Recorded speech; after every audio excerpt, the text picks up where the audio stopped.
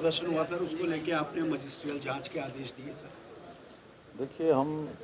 किसी भी कीमत पर छात्रों का हित चाहते हैं, इसीलिए हमने जितने भी एग्ज़ाम थे, जो भी शिकायतें आई उनको रद्द करने के बाद तत्काल नई तिथि घोषित करी और नई तिथि घोषित करने के साथ ही परिवहन निगम की बसों में एग्ज़ाम में आने वाले परीक्षार्थियों के लिए निःशुल्क व्यवस्था की है। एग्ज़ाम के शुल्क को नहीं लिया गया है और नकल अध्यादेश हमने कहा था हम लेकर आएंगे 10 तारीख तक,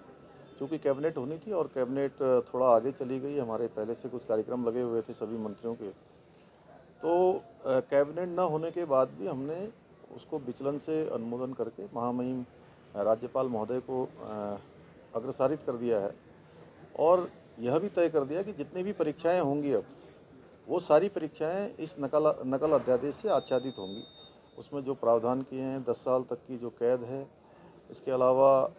सारी संपत्ति जब्त करने का है और परीक्षार्थी जो उसमें भाग लेने वाले होंगे अगर वो इसमें पकड़े जाते हैं तो उनको अगले 10 वर्षों तक किसी भी परीक्षा में भाग लेने का कोई अवसर नहीं होगा। इसको हमने सबसे सख्त कानून जो हो सकता था वो बनाने का प्रावधान किया है। इसलिए हम छात्रों से भी कहना चाहते हैं कि हमारे छात्र छात्राएं, बेटे बेटियां सभी को मैं विश्वास दिलाता हूं कि वो किसी भी ऐसे उस पर न जाएं कि अन्यथा उनको जो है जो परीक्षाएं होने वाली हैं उनकी तैयारियां करें, उन तैयारियों में लग जाएं और सभी परीक्षाएं पारदर्शी होंगी, निष्पक्ष होंगी। सर के लोग तो नजर नहीं आए, लेकिन कांग्रेस ने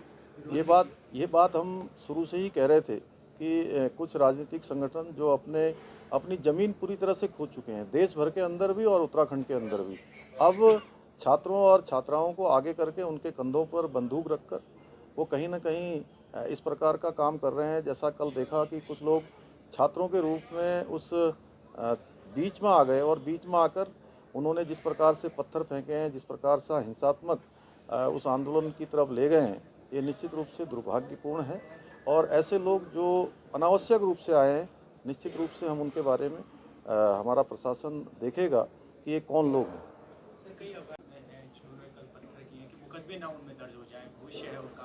नहीं, देखिए, हम किसी भी छात्र एवं छात्राओं का जो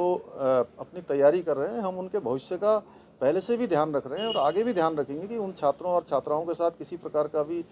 कोई गलत सरकार नहीं करना चाहती। सरकार तो उनके हित के लिए ही काम करेगी।